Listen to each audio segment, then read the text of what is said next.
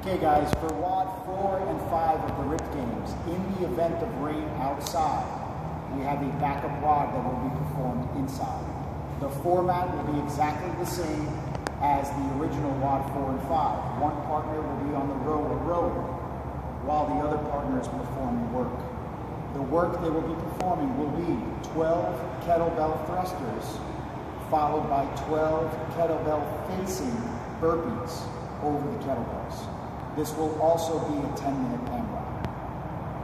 On the thrusters, what we're looking for is kettlebells to start in the front lying position, squat below parallel, full extension of the knees and hips and elbows at the top, back down into the next thruster.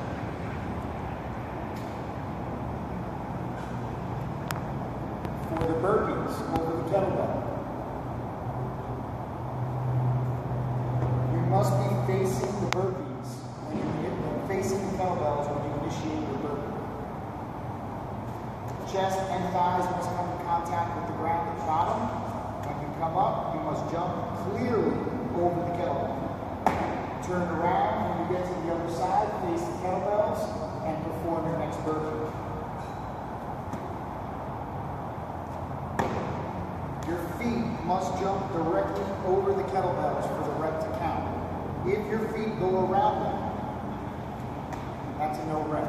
If your feet jump and flail off to the sides and do not go around the kettlebells, that will also be a no rep.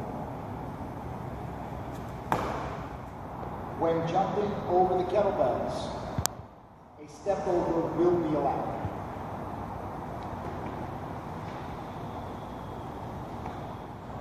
At the call of 3, 2, 1, go, the athletes will begin the 10-minute AMRAP, 12 kettlebell thrusters, 12 burpees over the kettlebells, while your partner is rowing for calories. There are 2 scores: how many reps completed on the kettlebells, how many calories rowed on the row. 3, 2, 1, go.